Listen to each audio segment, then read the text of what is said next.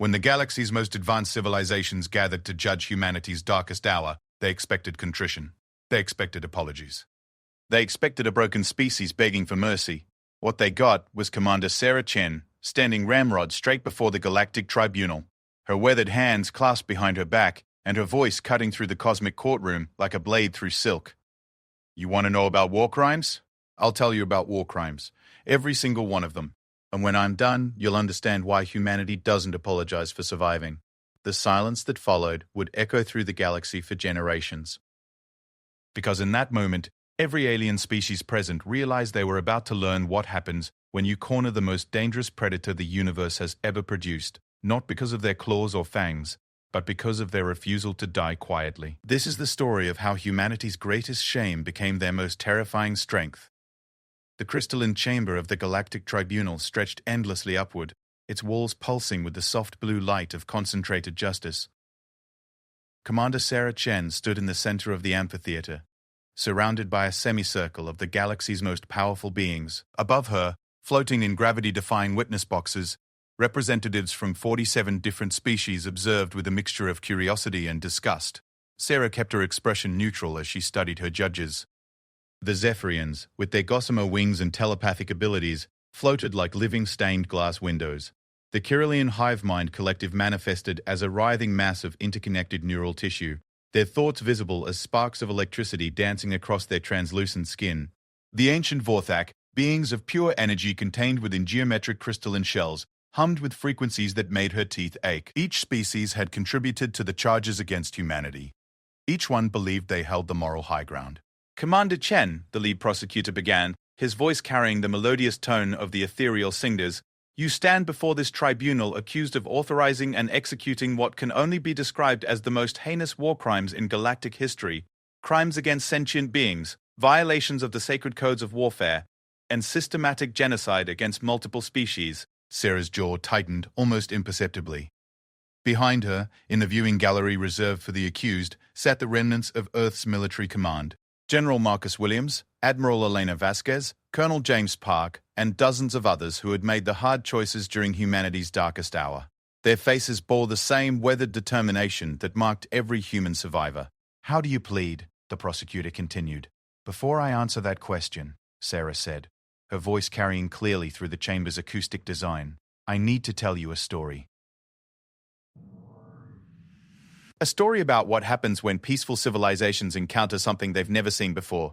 A species that refuses to be polite while it's being exterminated. Murmurs rippled through the assembly.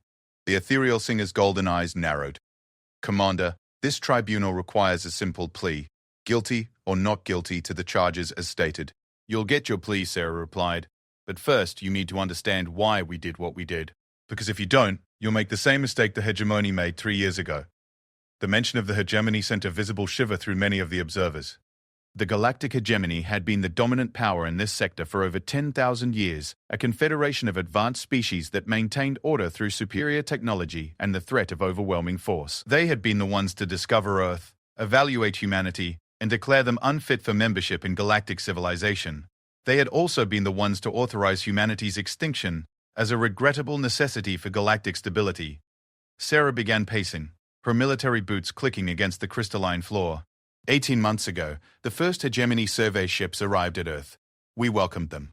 We were excited, terrified, hopeful, all the emotions you'd expect from a species that had just learned we weren't alone in the universe. She stopped and turned to face the Zephyrian delegation. Your people were part of that first contact team. I remember your ambassador, Wind Whisper Zethnalor. Beautiful creature. She told us about the wonders of galactic civilization, about the peace that had reigned for millennia, about how warfare had been relegated to the dustbin of history among enlightened species. One of the Zephyrians, her wings displaying patterns of embarrassed purple, shifted uncomfortably. We were thrilled, Sarah continued. Finally, we thought, humanity could move beyond our violent past. We could learn from species that had solved the problems that plagued us. War, poverty, environmental destruction. We submitted to every test they gave us. Psychological evaluations, technological assessments, cultural compatibility studies. We bent over backward to prove we deserved a place in your galaxy. The chamber had grown completely silent. Even the Krillian collective had stilled their electrical displays. And then came the verdict. Sarah's voice hardened. Failed. Irredeemably violent. A threat to galactic stability. Recommended course of action, complete sterilization of the species and their homeworld. She pulled a small device from her pocket. A human tablet, looking primitive compared to the advanced technology surrounding her. This is a recording of the moment we received that decision. Would you like to hear it? Without waiting for permission, she activated the device. The chamber filled with the voice of Admiral Kethmore of the Hegemony Fleet. His words, cold and clinical. Species designation, human. Classification, irremediably savage. Threat level, extreme long-term risk. Recommendation, immediate culling operation to prevent contamination of civilized space. Authorization granted under Galactic Code 7 preemptive species termination. The recording continued with the sounds of humanity's response, not the screams and pleas for mercy the aliens expected, but something far more chilling. The calm, methodical activation of every military protocol Earth had ever developed, emergency broadcasts, mobilization orders, and underneath it all, Sarah's own voice. All units, this is command. We are under attack by hostile alien forces. Rules of engagement are now unrestricted. Repeat. Unrestricted engagement authorized. Make them pay for every inch. When the recording ended, Sarah looked up at her judges. That was our first introduction to galactic justice. No trial, no appeal, no chance to prove ourselves worthy. Just a death sentence based on your fear of what we might become. The ethereal singer prosecutor stood, his golden form shimmering with agitation. This tribunal is not here to relitigate the hegemony's decisions. We are here to address your response to those decisions, a response that violated every principle of civilized warfare. Sarah smiled, and somehow that expression was more unsettling than any snarl. Civilized warfare. There's a phrase that would have made my ancestors laugh. Tell me, Prosecutor Velthan, how many of your species have faced extinction? How many have had to choose between survival and your precious principles? The ethereal singers have maintained peace for over 50,000 years, Velthan replied stiffly. Because you've never had to fight for your existence, Sarah shot back. Because you've lived in a galaxy where the strong protect the weak, where conflicts are resolved through negotiation and compromise. You've never faced an enemy that wanted to erase you from history simply for existing. She turned to address the entire assembly. Let me tell you what happened when your civilized hegemony came to end our world. They sent a fleet of 600 ships, dreadnoughts, carriers, planetary bombardment platforms. The most advanced military force in galactic history, designed to sterilize Earth's surface and extinguish humanity forever. The images that followed, projected from her tablet onto the chamber's walls, showed the Earth as the hegemony fleet arrived. The planet looked small and vulnerable against the backdrop of massive alien warships, their hulls gleaming with technology that could crack continents. They gave us 72 hours to make peace with our gods, Sarah continued. 72 hours for 8 billion people to say goodbye to life itself. But they made one critical error in their calculations. Which was? Asked one of the Vorthak, their crystalline form pulsing with curious energy. They assumed we would face death the same way every other civilized species had, with dignity, acceptance, and resignation to the natural order. Sarah's eyes hardened. They didn't understand that humans have never accepted the natural order. We've spent our entire evolutionary history spitting in the face of nature, of physics, of any force that told us we couldn't survive. The images shifted to show Earth's response. In 72 hours, humanity had transformed their homeworld into something the galaxy had never seen. A fortress of desperate ingenuity. Ancient nuclear weapons were retrofitted with human creativity. Chemical plants became biological warfare factories. The very orbit around Earth was seeded with debris, mines, and improvised weapons that would have been laughable against advanced alien shields if there hadn't been millions of them. We turned our entire planet into a weapon, Sarah said quietly. Not just the militaries, not just the governments. Every human being who could hold a tool became a combatant. Children built bombs in their basements. Grandmothers programmed kill switches into their pacemakers. We weaponized our own blood, our breath, our tears. The alien observers shifted uncomfortably as the images showed the transformation of human civilization in those final hours. Factories that had once produced consumer goods now churned out horrors that violated several galactic conventions on acceptable warfare. Scientific institutions that had spent decades searching for cures to disease now engineered pathogens specifically designed to target alien physiologies. When the hegemony fleet arrived for their cleansing operation, Sarah continued, They expected to find a cowering, defeated species waiting for a quick death. Instead, they found 8 billion humans who had spent every moment of their final 3 days figuring out new ways to hurt the things trying to kill them. She paused, letting the silence stretch. When she spoke again, her voice carried the weight of memory and loss.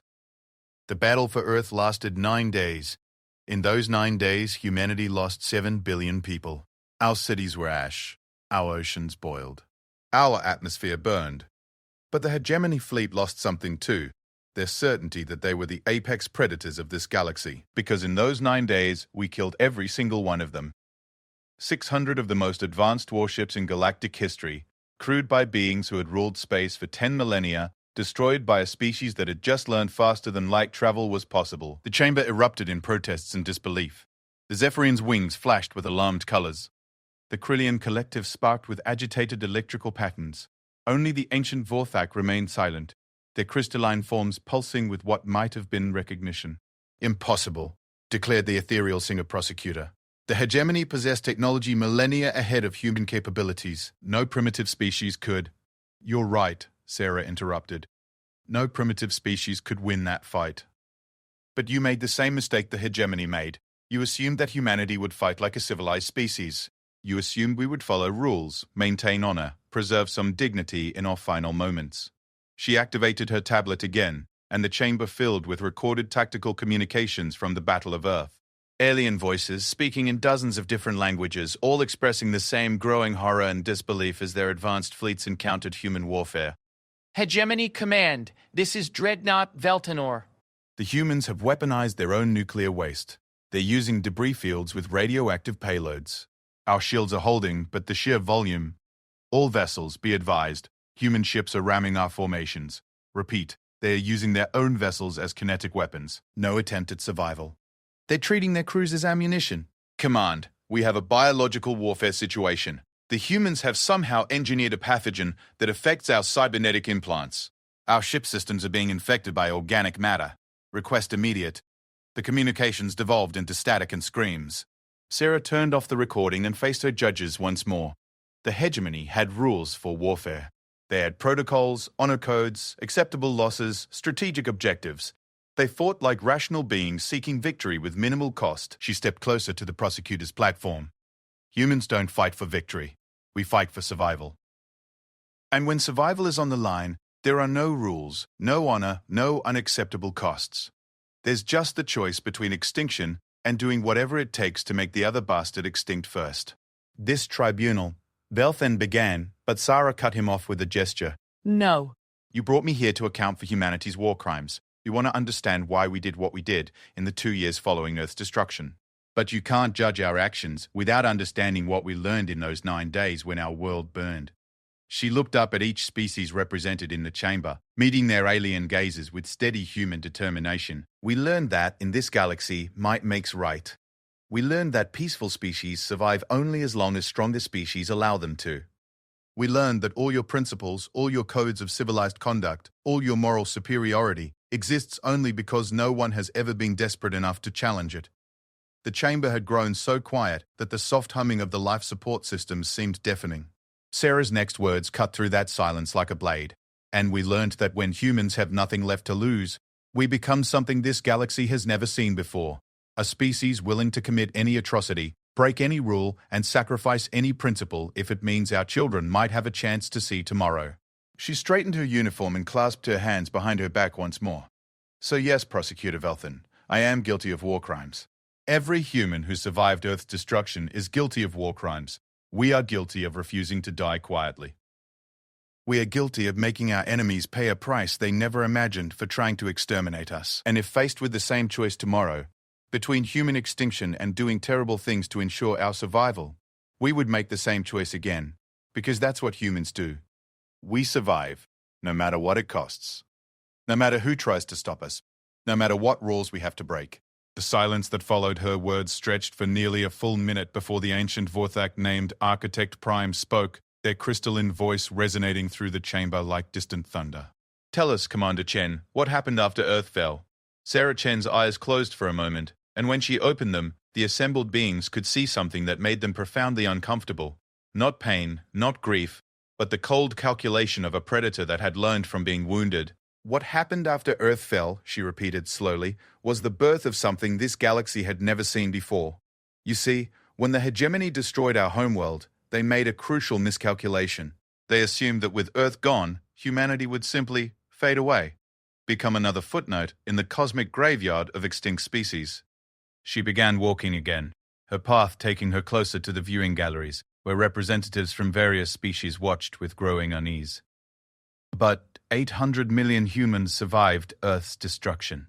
We were scattered across 43 colony worlds, research stations, and deep space installations. The hegemony thought these survivors would be easy to hunt down, demoralized refugees mourning their dead homeworld.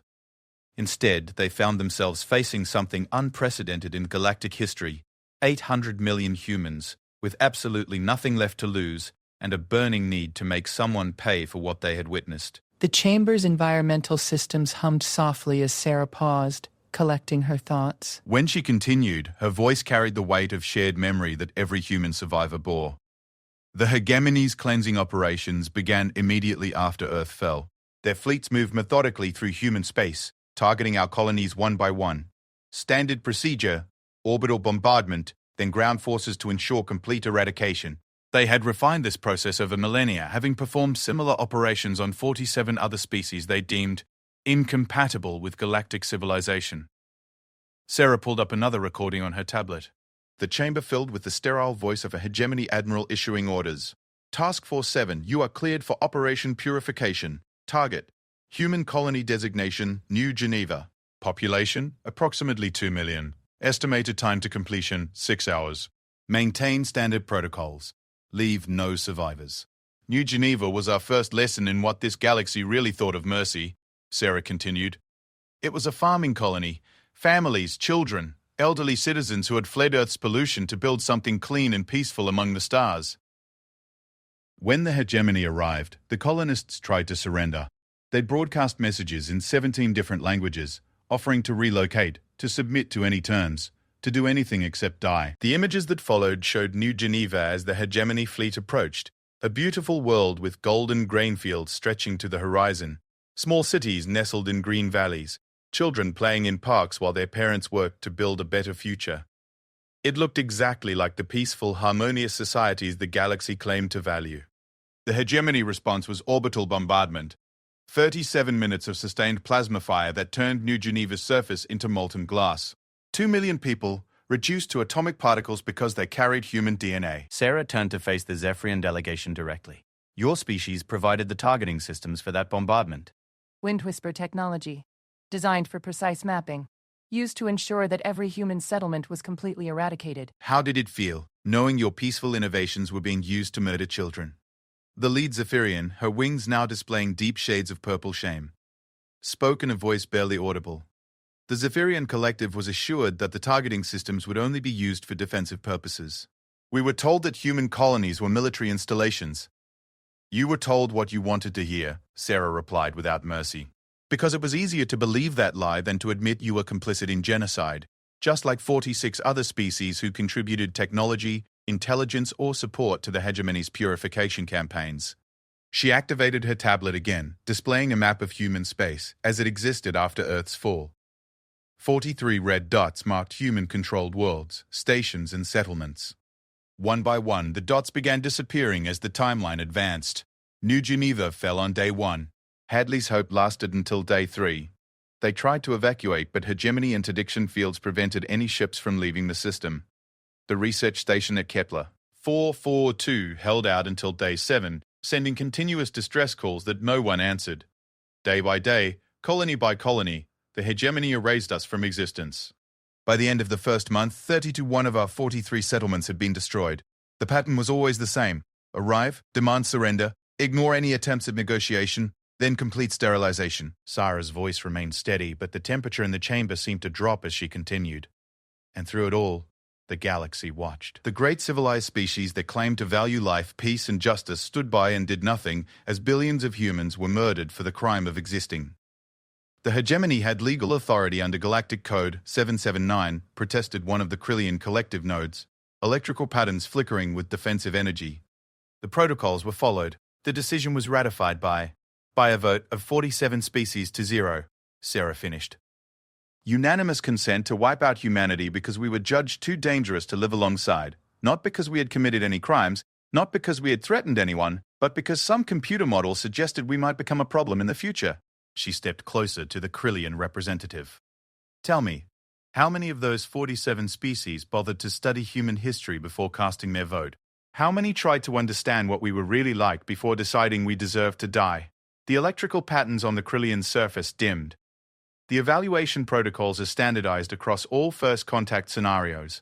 Extensive data was collected. Data about our weapons, our wars, our capacity for violence. Sarah interrupted. But did anyone study our art? Our literature? Did anyone look at how humans actually treated other species once we learned they existed? Did anyone consider that a species capable of great violence might also be capable of great compassion? She turned back to address the full assembly. Of course not.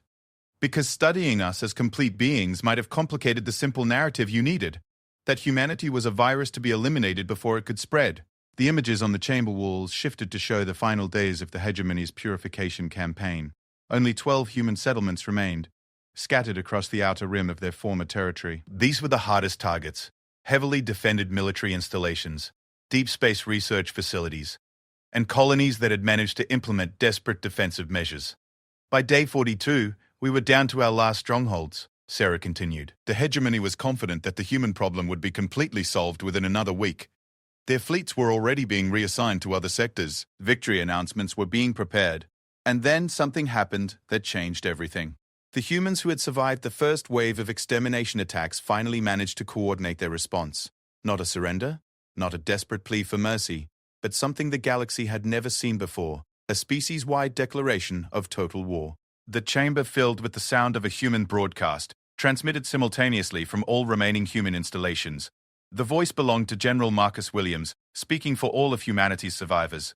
To the hegemony forces currently engaged in the systematic extermination of our species, you have taught us that mercy is weakness in this galaxy. You have shown us that civilization is a luxury reserved for those strong enough to defend it. You have demonstrated that survival requires a willingness to do things that would horrify peaceful beings. We thank you for this education. Consider the lesson learned. Effective immediately, all human forces are authorized to engage in unrestricted warfare against any species, any individual, any installation that has participated in or supported the attempted genocide of humanity. There will be no prisoners. There will be no mercy. There will be no rules except one: make them pay. You wanted to exterminate us because you feared what we might become. We're about to show you that your fears were entirely justified. When the recording ended, Sarah looked up at the tribunal with something that might have been satisfaction. That broadcast marked the beginning of what human historians now call the Vengeance War. And it was the moment when the galaxy learned what humans are really capable of when we stop trying to be civilized. The prosecutor Velthin had been growing more agitated throughout Sarah's testimony. His golden form flickered with anxious energy as he spoke. Commander Chen, this tribunal is not interested in your species' justifications for what followed. We are here to address specific violations of galactic law, including but not limited to the use of biological weapons against civilian populations, the targeting of non-combatant vessels, the destruction of cultural and religious sites, and the systematic torture of prisoners. Sarah's smile was sharp as a blade. Oh, prosecutor, you haven't even heard about the real war crimes yet. Everything I've described so far was just humanity learning the rules of your galaxy. What came next was us teaching those rules back to you, with interest. She activated her tablet once more, and the chamber walls displayed what looked like a star chart of the local galactic sector. Red markers indicated hegemony-controlled systems, blue showed human positions, and green represented neutral or allied territories. The Vengeance War began on day 43 of the Purification Campaign. At that point, humanity controlled exactly 12 installations scattered across 8,000 cubic light-years of space. The hegemony commanded 600 systems with a combined military force of over 18,000 ships. On paper, it should have been a massacre. The hegemony had superior numbers, superior technology, superior logistics, and the tacit support of every major galactic power. What they didn't have was experience fighting an enemy that had abandoned every convention of civilized warfare. The star chart began to animate, showing the progression of the war over the following months. The blue human markers didn't expand in the traditional sense. Instead, red hegemony systems began turning black, indicating their complete destruction. The first hegemony system to fall was Sirian Prime. Sarah narrated as the animation played. It was a regional command center heavily defended, with a population of 3 billion across 17 different species. The hegemony considered it impregnable, so well protected that they used it to coordinate attacks on our remaining colonies. General Williams led the assault personally, 1 human dreadnought and 2 corvettes against an entire star system's defenses. The engagement lasted 14 hours, and when it was over, Zerion Prime no longer existed. The images that followed were difficult to process, even for beings accustomed to the scale of interstellar warfare. Zerion Prime hadn't just been conquered or occupied, it had been systematically annihilated. Planets cracked open and left us floating debris fields. Space stations torn apart and scattered across the void. Even the system's star had been destabilized, its light flickering as gravitational weapons played havoc with its nuclear fusion. How is such destruction possible with only 3 ships? Asked one of the Vorthak, their crystalline form pulsing with confused energy patterns. Because, Sarah replied, humans don't fight to conquer. We fight to eliminate. General Williams didn't waste time with boarding actions, occupation forces, or trying to preserve valuable infrastructure. He identified every possible target in the system and destroyed them all, using tactics that no civilized species would consider. The tactical recordings from the Battle of Zerion Prime played in the chamber, showing human vessels moving with desperate efficiency. Instead of engaging hegemony fleets directly, they targeted civilian infrastructure. Power generation facilities, water treatment plants, orbital habitats filled with non-combatants. Everything that made life possible in the system became a legitimate military target. "This is monstrous," whispered one of the ethereal singers. "Attacking non-combatants, destroying civilian infrastructure. These are the actions of barbarians." Yes, Sarah agreed without hesitation. They are. And every tactic we used at Zerion Prime was one we learnt by watching what the hegemony did to our colonies.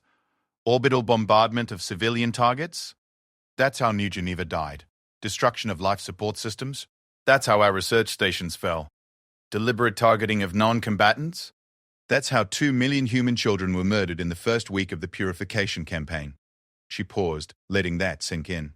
The only difference is that when humans employ these tactics, we do it better. Because we've spent our entire evolutionary history perfecting the art of killing things that are bigger and stronger than we are. The animation continued, showing the systematic destruction of hegemony territory as human forces moved from system to system. But the pattern wasn't random. There was a terrifying logic to it, a calculated progression that spoke to strategic thinking on a scale most species couldn't comprehend. After Zerion Prime fell, Sarah continued, the hegemony began to understand what they were facing. This wasn't a normal military campaign where the goal was to defeat enemy forces and achieve political objectives. This was extermination warfare. The complete eradication of everything the enemy valued, everyone they cared about, and everything they needed to survive. The humans weren't trying to win territory or negotiate better terms, she said, her voice carrying a note of pride that made the alien observers deeply uncomfortable. We were trying to hurt the hegemony so badly that they would never consider threatening another species with extinction. We wanted to make them understand that some costs are too high to pay, even for beings who control galaxy-spanning empires. The star chart now showed 12 hegemony systems turned black, their populations dead and their infrastructure reduced to floating debris. The tactical analysis scrolling alongside the animation revealed casualty figures that defied comprehension, not just millions or billions of dead, but entire civilizations erased from existence in a matter of hours. By this point, Sarah noted, the rest of the galaxy had begun to take notice. Species that had voted for humanity's extinction were starting to question whether they had made the right choice. Emergency sessions were called. Diplomatic overtures were made. Ceasefire proposals were transmitted. And humanity's response? Asked Architect Prime, their ancient crystalline voice resonating with what might have been anticipation. Sarah's smile was cold as the void between stars. We sent them the same message the hegemony had sent us when we tried to surrender. No terms, no negotiation. Complete eradication is the only acceptable outcome. Then we resumed destroying everything they had ever built, one system at a time. The crystalline chamber had grown so quiet that Sarah could hear the soft breathing of the few oxygen-based species present.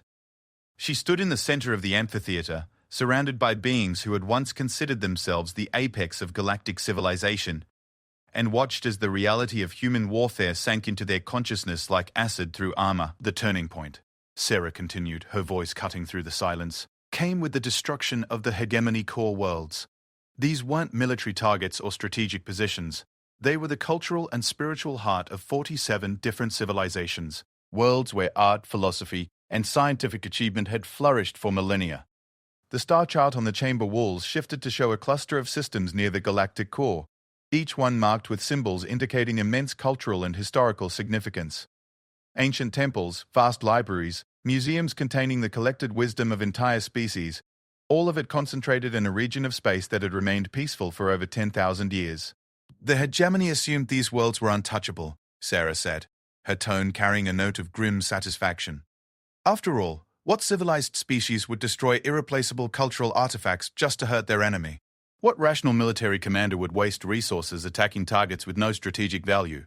She paused, meeting the eyes of several alien observers. They still didn't understand what they were dealing with. Humans don't fight like civilized species. We fight like animals backed into a corner, and wounded animals don't care about your sacred places. The animation began to play, showing human forces moving toward the core worlds in a coordinated assault that defied every principle of accepted military doctrine. Instead of concentrating their forces for maximum battlefield effectiveness, the humans had spread themselves thin across dozens of targets simultaneously. Admiral Vasquez commanded the core world's operation, Sarah continued, nodding toward a grey-haired woman sitting in the viewing gallery. Her tactical analysis was brutally simple. The hegemony's strength came from their belief in their own cultural superiority. They saw themselves as the guardians of galactic civilization, protecting peace and order from barbaric species like humanity. So, Admiral Vasquez decided to show them exactly what barbarians could accomplish when they stopped pretending to be civilized. The first target was Avalon, a world that served as the hegemony's cultural capital. Its cities were works of art in themselves, with architecture that blended the aesthetic traditions of dozens of species into something transcendently beautiful. Its libraries contained the original works of every great philosopher, artist, and scientist the galaxy had produced. Its temples and monuments had been pilgrimage sites for countless beings seeking enlightenment or inspiration. The human attack lasted exactly 37 minutes. Admiral Vasquez didn't waste time with surgical strikes or precision targeting. Sarah narrated as the tactical recordings played. Human forces bombarded Avalon with everything they had: nuclear weapons, kinetic impactors, gravitational disruptors, and chemical agents designed to ensure that nothing could ever grow there again. The images that followed were devastating in their totality. Avalon's beautiful cities reduced to radioactive craters. Its vast libraries burned to ash, its temples and monuments ground to dust under the weight of falling orbital platforms. In less than an hour, 10,000 years of accumulated culture had been erased from existence. The hegemony's initial response was denial, Sarah continued. They couldn't believe that any species would deliberately destroy such irreplaceable treasures. They assumed it was an accident, a mistake born of human ignorance about what they were attacking. Then we hit Serenity. Serenity was the galaxy's greatest center of learning, a world where scholars from every species came to study and teach. Its universities had produced breakthroughs that had benefited all of galactic civilization. Its research facilities were working on projects that could have solved hunger, disease, and resource scarcity for billions of beings. The humans turned it into a graveyard in 42 minutes. Still, the hegemony didn't understand, Sarah said, her voice carrying a note of something that might have been pity. They kept expecting us to act like rational beings pursuing logical objectives. They thought we were trying to force them to negotiate, to bring them to the bargaining table by threatening things they valued. They never considered that we might simply want to hurt them, that after watching our homeworld burn and our children die, we might derive genuine satisfaction from making our enemies suffer in return. The animation continued, showing the systematic destruction of one core world after another. Harmony, where the first galactic peace accords had been signed. Wisdom, which housed the collected scientific knowledge of 300 species. Hope, a world dedicated to caring for refugees and the dispossessed. Each world fell in the same pattern. Swift, total destruction that left nothing but radioactive debris and broken dreams. By the time we reached the seventh core world, Sarah continued, the hegemony finally began to understand what they were facing. This wasn't a military campaign or a political statement. This was revenge, pure and simple. Humans were willing to destroy anything and everything the hegemony valued, not for strategic advantage, but for the simple pleasure of watching them lose things they could never replace. The prosecutor, Velthan, had been growing increasingly agitated throughout this recitation. His golden form flickered with emotional energy as he spoke. Commander Chen, Surely you understand that these actions constitute crimes against the entire galaxy. These worlds contain treasures that belong to all sentient beings. The knowledge, the art, the cultural heritage that was lost was exactly what the hegemony destroyed when they burned Earth. Sarah interrupted, her voice sharp as shattered glass. Did you shed tears for human art when our museums were vaporized? Did you mourn the loss of human knowledge when our libraries turned to ash? Did you consider the cultural heritage being lost when human children were murdered in their schools? She stepped closer to the prosecutor's platform, her eyes boring into his golden form. Or were those things somehow less valuable because they came from a species you had already decided deserved to die? Velthan's form dimmed, but he pressed on. The scale of destruction you describe, entire worlds sterilized, billions of innocent beings killed, these actions go far beyond any reasonable response to the hegemony's attacks on human colonies. Sarah laughed, and the sound was devoid of any warmth. Reasonable response? Prosecutor, let me explain something about human psychology that your evaluation protocols apparently missed. When you threaten a human's family, when you hurt a human's children, when you try to erase everything a human loves from existence, we don't respond reasonably. We respond proportionally. The hegemony tried to commit genocide against 8 billion humans, so we committed genocide right back. They wanted to erase our species from history, so we began erasing theirs. They taught us that might makes right in this galaxy, so we became the mightiest thing they had ever encountered. The star chart now showed the progression of human attacks across hegemony space. The pattern was clear. Every significant cultural, economic, and population center in their territory was either destroyed or under imminent threat. The casualty figures scrolling alongside the tactical data had grown beyond the ability of most beings to comprehend. After the fall of the core worlds, Sarah continued, the hegemony attempted to sue for peace. They offered reparations, territorial concessions, even the disbanding of their military forces, anything to stop the human advance. And our response? Asked one of the Vorthak, their crystalline form pulsing with nervous energy. Admiral Chen sent them a recording, Sarah replied, activating her tablet once more. The chamber filled with her own voice, younger, but already carrying the cold determination that would define humanity's war effort. To the Hegemony Council, you offered humanity extinction. We decline your offer and return it to sender, with interest. You will receive the same mercy you showed our children, none. You will be granted the same consideration you gave our pleas. Silence. You will experience the same fate you planned for us, complete eradication. There will be no negotiation, because you taught us that mercy is weakness. There will be no prisoners because you showed us that the strong make decisions for the weak. There will be no peace because you demonstrated that some species don't deserve to share the galaxy with others. Thank you for the lesson. Now die knowing that you were correct. Humanity is indeed too dangerous to coexist with civilized species.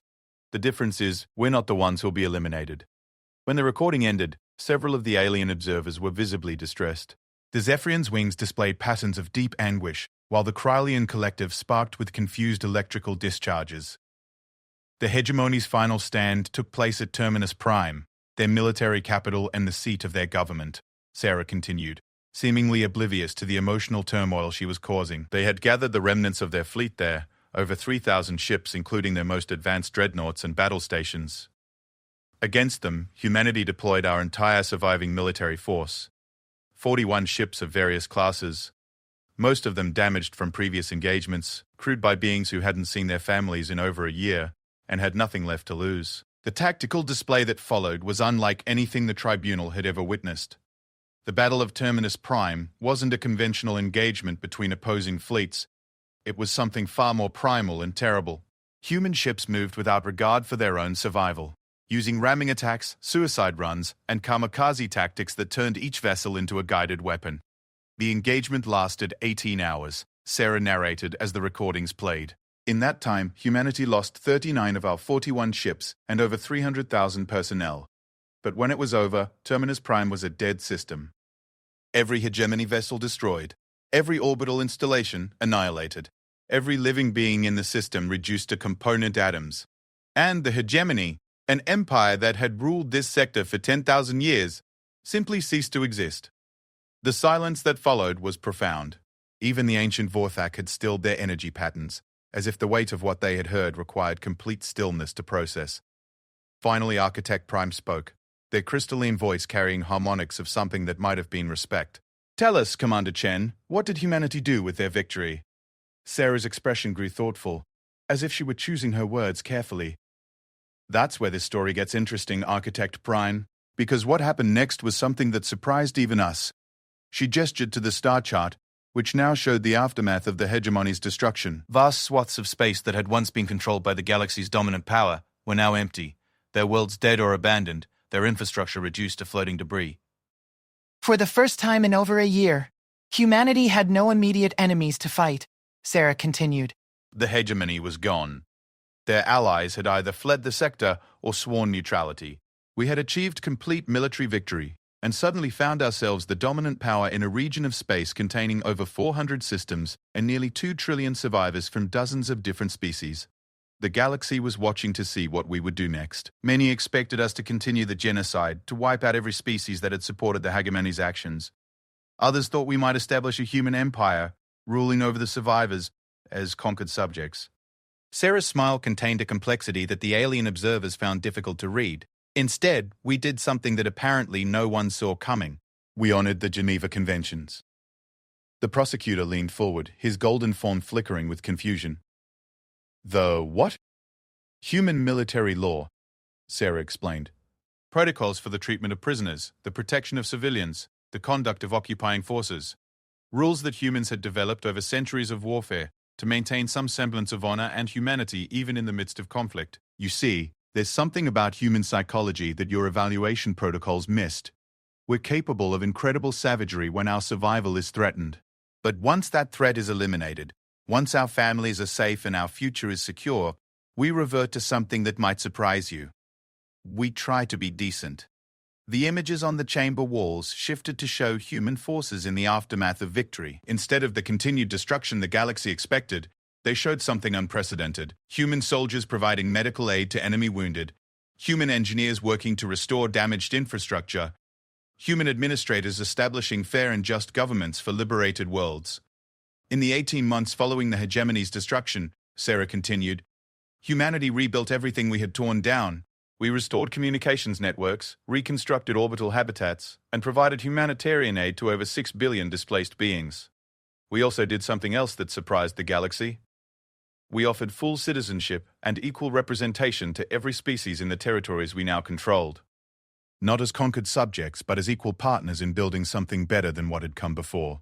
The prosecutor's confusion was evident in his flickering energy patterns. But why? After everything the hegemony had done, after all the suffering they caused, why show such mercy to the survivors?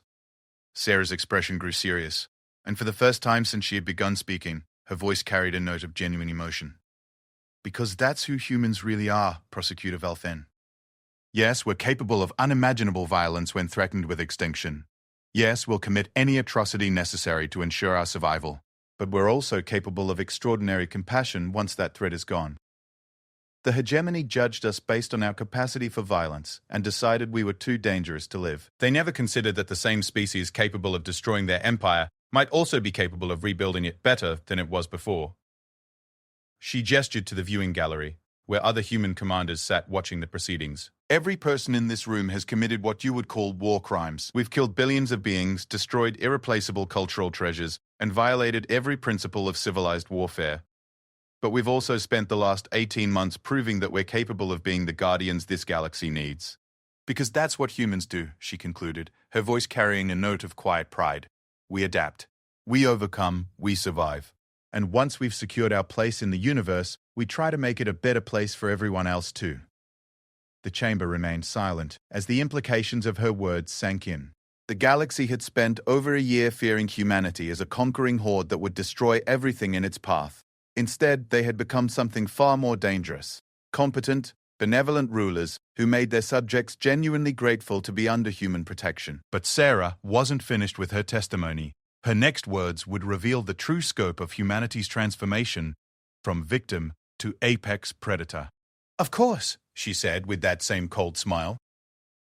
"That was before the Liberation Wars began." The mention of the Liberation Wars sent a visible shudder through the assembled beings. Even the ancient Vorthak seemed to recoil slightly, their crystalline forms dimming as if trying to avoid drawing attention to themselves. Sarah watched their reactions with satisfaction. Clearly, the galaxy remembered what had happened when humanity stopped fighting for survival and started fighting for justice. "The Liberation Wars?" she repeated, savoring the way the words made her audience shift uncomfortably. "That's what we called the next phase of human expansion. Because by then, we had learned something that changed our perspective on this galaxy forever." She activated her tablet, and the chamber walls displayed a new star chart, this one showing the galaxy in its entirety, with different colors indicating the territories controlled by various powers. The human-controlled region appeared as a small blue cluster, surrounded by vast swaths of territory belonging to other major civilizations. "After rebuilding former hegemony space, we started receiving visitors," Sarah continued. "Diplomatic missions from other galactic powers, trade delegations, scientific exchange programs. The galaxy wanted to understand what humanity had become and whether we could be trusted to remain in our corner of space. These visitors told us fascinating stories about their home territories. They spoke of the Turanian Collective, where entire species existed as slave labor for their silicon-based overlords. They described the Purity Syndicate, which had spent 3 millennia cleansing their territory of any species that didn't meet their genetic standards. They mentioned the Divine Hierarchy, where billions of beings lived in abject servitude to self-proclaimed god kings who controlled access to basic necessities like food and water." Sarah paused, letting the implications sink in. "And they spoke of these things as if they were perfectly normal. As if the systematic oppression, enslavement, and genocide of weaker species was just the natural order of galactic civilization." The prosecutor, Velbthan, flickered with nervous energy. "Commander Chen, this tribunal is not concerned with the internal affairs of sovereign galactic powers. The Turanian Collective, the Purity Syndicate, and the Divine Hierarchy all operate within established legal frameworks." "Legal frameworks," Sarah interrupted, her voice dripping with contempt. "You mean the same legal frameworks that authorized humanity's extinction? The same principles of galactic law that declared it perfectly acceptable for stronger species to eliminate weaker ones whenever they felt threatened?" She turned to address the full assembly. "That was when we realized the truth about this galaxy. The hegemony wasn't an aberration. They were the norm. Every major power operated on the same principle.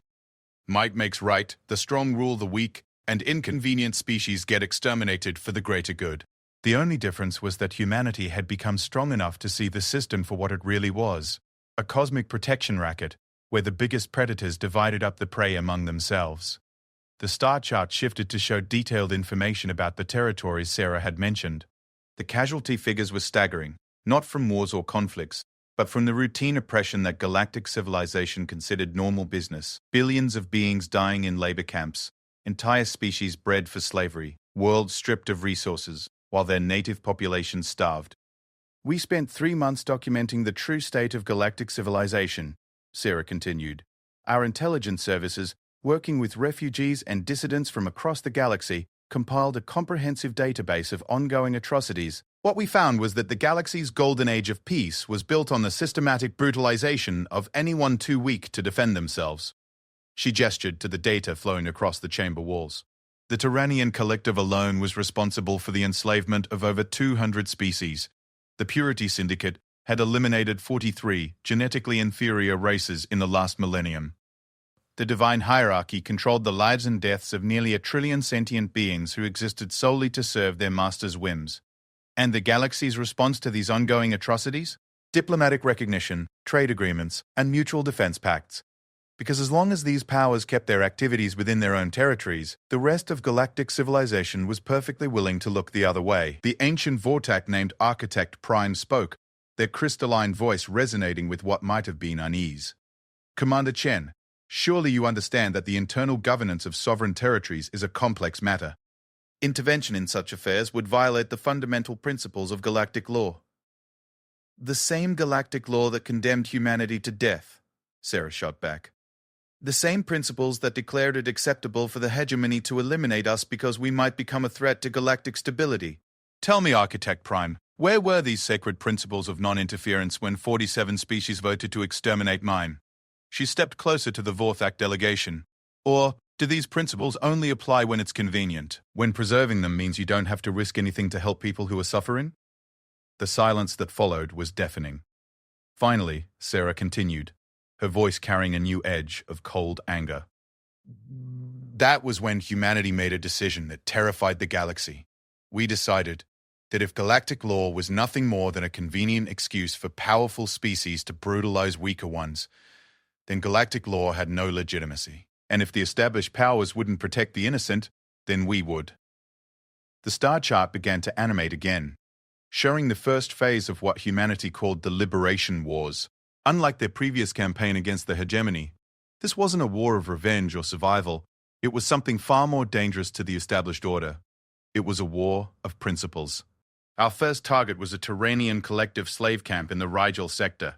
Sarah narrated as tactical displays showed human forces moving against their target. Intelligence indicated that over 50 million beings from 17 different species were being held there, forced to mine heavy elements under conditions that killed roughly 30% of the workforce each year. The collective considered this facility untouchable. It was deep in their territory, heavily defended and protected by treaties that made any attack on it an act of war against a galactic superpower. They assumed that no rational species would risk such consequences to help strangers. The battle recordings that followed showed a new evolution in human military doctrine. Where their war against the hegemony had been characterized by overwhelming destruction, this assault was surgical in its precision. Human forces bypassed defensive installations to strike directly at the slave facilities, neutralizing guards and liberation camps while minimizing casualties among the prisoners. The operation lasted 6 hours, Sarah continued. When it was over, 50 million enslaved beings were free, and every Turanian administrator and guard in the facility was dead.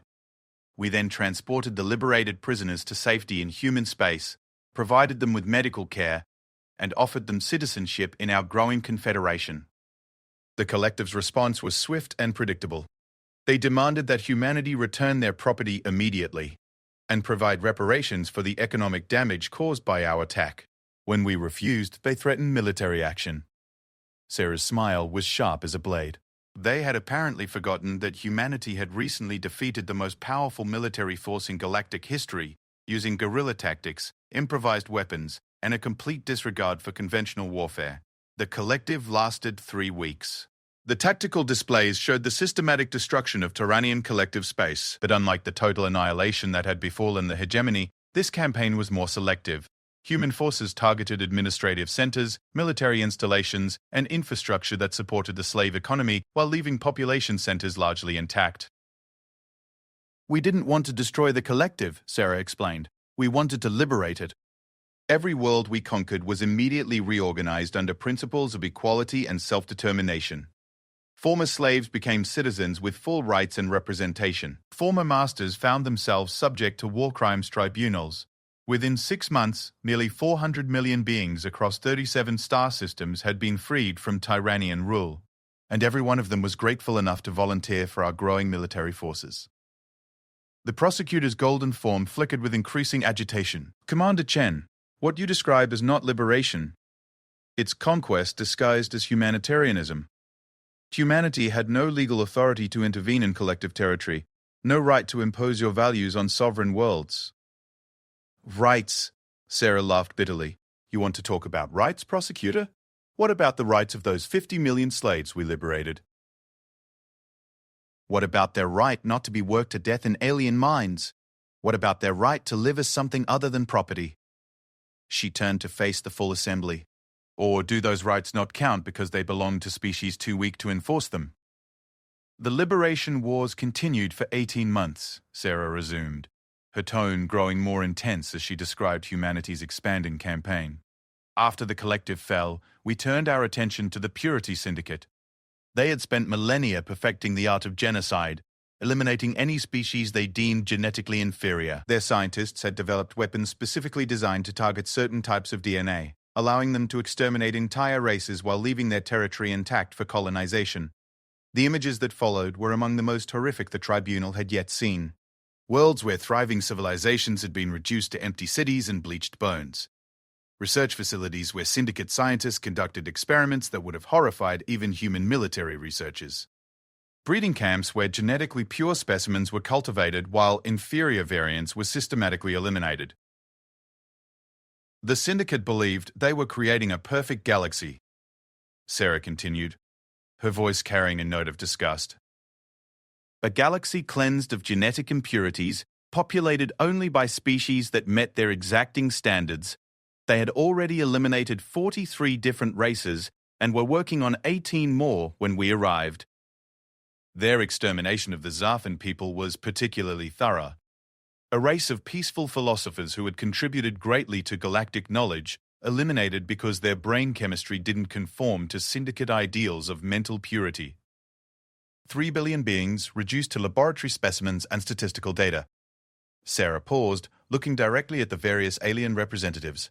Tell me, honored members of this tribunal, where was galactic justice when the Zarfan genocide was taking place? Where were the emergency sessions, the diplomatic interventions, the moral outrage that you're showing now? The silence that greeted her question was answer enough. The syndicate put up more resistance than the collective had, Sarah continued. They understood that humanity represented an existential threat to their entire philosophy. If we succeeded in our liberation campaign, it would prove that their theories of genetic superiority were meaningless. Strong species could be defeated by supposedly inferior ones, and pure bloodlines could fall to mixed heritage mongrels like humanity. Their final stand took place at Purity Prime, their capital world and the site of their greatest genetic research facilities. They had turned the entire planet into a fortress, defended by weapons that could sterilize entire systems. They were confident that no force in the galaxy could breach their defenses. The tactical recordings from the Siege of Purity Prime showed human forces employing strategies that defied everything the galaxy thought it knew about warfare. Instead of attempting a direct assault, human commanders had turned the Syndicate's own genetic weapons against them. Admiral Vasquez led a team of human scientists in developing what we called genetic chaos bombs, Sarah explained as the recordings played. Weapons that didn't kill their targets, but instead scrambled their DNA in ways that made Syndicate racial purity impossible. We turned their own population into living proof that their theories were false. The siege lasted 4 months. When it ended, the Syndicate's leadership had fled the sector. Their military was scattered, and their entire ideology had been proven scientifically worthless. Most importantly, the 18 species they had been planning to exterminate were still alive and under human protection. By this point, Sarah continued, the galaxy had begun to understand what humanity represented. We weren't just another conquering power seeking territory or resources. We were something unprecedented, a species that fought to free others rather than to dominate them. The divine hierarchy was our final major target.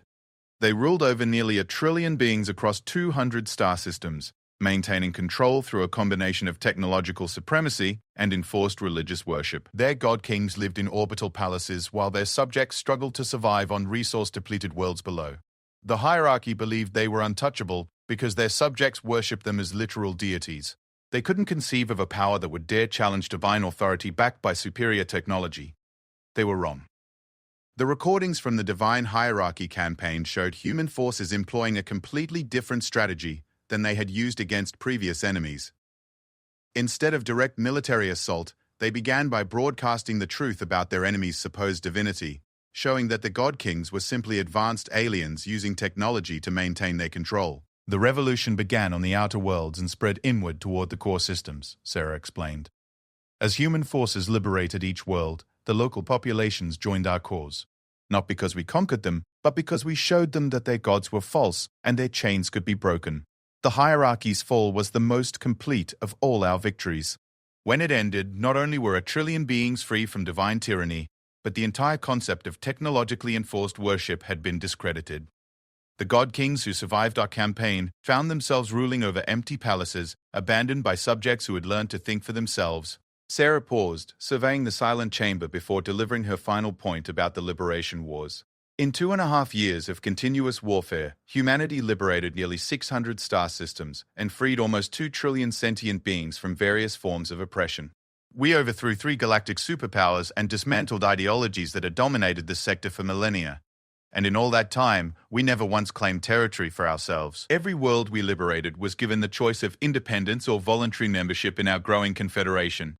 Every species we freed was offered equal citizenship and representation in our government. We didn't conquer the galaxy, we gave it back to the people who actually lived there.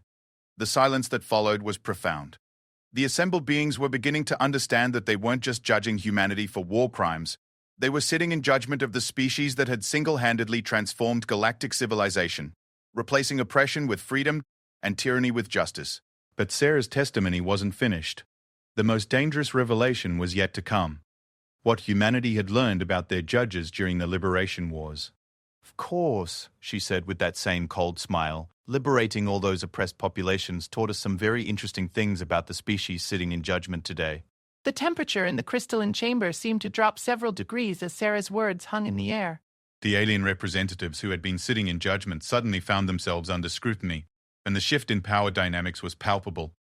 For the first time since the tribunal began, the humans in the viewing gallery allowed themselves small, satisfied smiles. You see, Sarah continued, her voice carrying the weight of accumulated intelligence, when you liberate nearly 2 trillion beings from oppression, you learn quite a lot about who was oppressing them, and more importantly, who was helping the oppressors maintain their control. She activated her tablet, and the chamber walls filled with a new display, a complex web of diplomatic, military, and economic relationships that connected the fallen tyrannical powers to the very species now sitting in judgment of humanity. The Tyrannian Collective, for example, couldn't have maintained their slave camps without access to certain key technologies, life support systems for hostile environments, advanced restraint and control devices, and most importantly, the biological scanners needed to identify and track escaped slaves across interstellar distances.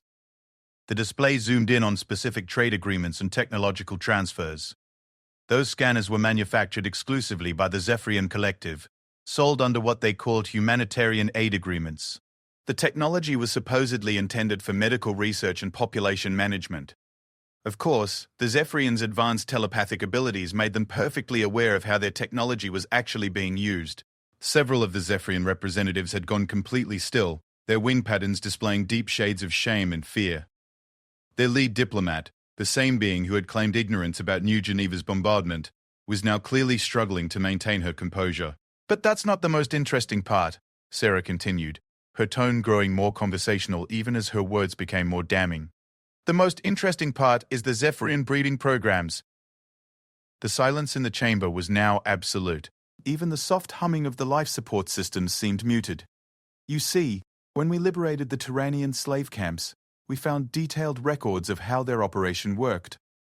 The collective didn't just enslave random populations. They specifically targeted species with certain genetic and psychological traits that made them more suitable for different types of labor.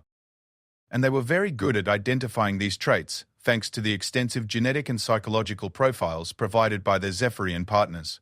The documents that appeared on the chamber walls were damning in their clinical detachment. Breeding recommendations, genetic modification suggestions, psychological manipulation techniques, all bearing the distinctive telepathic notation patterns of Zephyrian researchers. The Zephyrians had been conducting what they called cultural exchange programs with dozens of species for centuries. Ostensibly, these were peaceful scientific collaborations designed to promote understanding between different forms of life. In reality, they were comprehensive intelligence-gathering operations designed to identify which species would make the best slaves. Sarah turned to face the Zephyrian delegation directly. Tell me, Wind Whisper Velnara, how many species did your people evaluate for cultural compatibility before selling that information to the Tyrannian Collective? How many billions of beings are dead or enslaved because your telepathic surveys identified them as suitable for forced labor? The Zephyrian diplomat's wings were now displaying patterns of pure terror, but she remained silent. Of course, Sarah continued. The Zephyrians weren't the only ones with interesting business relationships. The Krillian Collective provided something even more valuable to the galaxy's oppressors: computational power.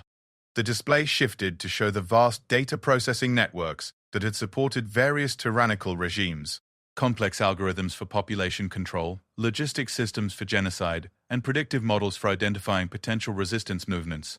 The Purity Syndicate's genetic extermination campaigns required enormous computational resources to identify target populations, plan efficient elimination strategies, and coordinate the logistics of systematic genocide. Those calculations were performed by Krillian processing nodes, rented out under what they called academic research contracts. The electrical patterns running through the Krillian Collective had become chaotic, sparks of guilt and fear arcing between their neural interfaces. The most efficient genocide in galactic history, the elimination of the Zarthan people that I mentioned earlier, was planned and executed using Krillian computational models. 3 billion beings, their deaths optimized for maximum efficiency and minimum cost, all thanks to the processing power of beings who claimed to be neutral academics. Sarah paused, letting that sink in before turning to the ancient Vorthak. And then we have the Vorthak consciousness, the oldest and supposedly wisest species in the galaxy. Surely beings who had witnessed the rise and fall of countless civilizations would have learned something about justice and compassion? The crystalline forms of the Vorthak delegation dimmed noticeably as Sarah continued. The divine hierarchy couldn't have maintained their technological superiority over 1 trillion subjects without access to certain restricted technologies, advanced manufacturing techniques, exotic energy sources, and most importantly, the time dilation fields that allowed their god kings to live for millennia while keeping their subjects trapped in accelerated time streams. The technological specifications that appeared on the walls were beyond the understanding of most species present, but their implications were clear. The Vorthak had provided the tools that allowed the divine hierarchy to literally steal time from their subjects, aging entire generations to death while their rulers remained young and powerful. The Vorthak claimed these were gifts intended to help young civilizations develop more quickly, Sarah explained. They said the time dilation technology would allow developing species to achieve in decades what might otherwise take centuries. They never mentioned that the technology could be reversed, used to trap populations in temporal prisons while their oppressors lived in accelerated time. How many generations lived and died in those temporal fields while their god kings enjoyed extended lifespans, Architect Prime? How many civilizations were prevented from advancing because the Vorthak gave their oppressors the tools to maintain permanent technological superiority? The ancient being's crystalline structure was now almost completely dark, their usual harmonic resonance reduced to a barely audible whisper. Sarah turned back to address the full assembly, her voice carrying a new note of cold fury. But the most interesting discovery came when we analyzed the voting records for humanity's extermination order. 47 species voted to eliminate us because we were supposedly too dangerous to coexist with galactic civilization. Every single one of those species had direct business relationships with the tyrannical powers we later overthrew. The display now showed a comprehensive analysis of the galactic political structure as it had existed before humanity's arrival. Trade agreements, mutual defense pacts, diplomatic arrangements, all of it connecting the galaxy's civilized powers to the systematic oppression of weaker species. The galaxy's golden age of peace wasn't maintained through wisdom or enlightened governance, Sarah concluded. It was maintained through a carefully balanced system of mutual complicity. The strong oppressed the weak, and everyone else looked the other way as long as they got their cut of the profits. And when humanity arrived, a species strong enough to challenge that system but too naive to understand how it worked, you voted to eliminate us because we represented a threat to your comfortable arrangements. The prosecutor, Velthen, had been growing increasingly desperate throughout this revelation. His golden form flickered wildly as he tried to regain control of the proceedings. Commander Chen, these allegations are irrelevant to the charges against humanity. This tribunal is here to judge your actions, not to relitigate ancient diplomatic arrangements. Ancient? Sarah laughed harshly. Prosecutor, these ancient arrangements were active right up until we destroyed them. The last shipment of Zephyrian scanning technology was delivered to a Tyrannian slave camp 6 months ago. The final Krillian computational contract for genocide planning was fulfilled 3 months ago. The Vorthak were providing temporal technology to the divine hierarchy until we overthrew their god kings 8 weeks ago. She stepped closer to the prosecutor's platform. You want to judge humanity for war crimes? Then let's talk about real war crimes. Let's talk about the systematic enslavement, torture, and genocide that your civilized galaxy not only tolerated but actively profited from for millennia. Let's talk about the millions of species that went extinct because no one was willing to challenge the established order. Let's talk about the trillions of beings who lived and died as slaves, as breeding stock, as expendable resources in someone else's economic calculations. Let's talk about the cosmic crime scene that we found when we started liberating this galaxy, and how every single species in this chamber was complicit in maintaining it. The chamber had erupted in protests and denials, but Sarah's voice cut through the chaos like a blade. You know what the real war crime is? She shouted over the noise. The real war crime is that it took a species of savage primitives to show you what justice actually looks like. The real war crime is that in 10,000 years of galactic civilization, not one of your enlightened species ever thought that maybe, just maybe, freedom was more important than maintaining the status quo. The protests died down as the weight of her words sank in. Sarah continued in a quieter voice, but one that somehow carried even more menace. You want to know what humans learned during the liberation wars? We learned that this galaxy doesn't need more civilized species following polite rules and maintaining diplomatic protocols. It needs more barbarians willing to break things that deserve to be broken. We learn that sometimes the most moral choice is the most violent one, that sometimes saving innocent lives requires destroying the systems and structures that powerful beings use to oppress them. And most importantly, we learn that when civilized beings won't do what's right, it becomes the responsibility of savage ones to do it for them. She paused, surveying the stunned faces of her judges before delivering her final statement. So yes, members of this tribunal, humanity is guilty of war crimes. We're guilty of refusing to respect the sovereignty of oppressive governments. We're guilty of violating treaties that protected genocidal regimes. We're guilty of destroying economic systems that depended on slave labor. We're guilty of overthrowing political structures that maintained order through systematic brutalization of the weak. And if that makes us criminals in the eyes of this galaxy, then I accept that judgment with pride. Because our crimes freed 2 trillion beings from oppression that your civilized species were perfectly willing to ignore as long as it remained profitable. The silence that followed was deafening. Finally, Architect Prime spoke, their ancient voice carrying harmonics of something that might have been resignation. What?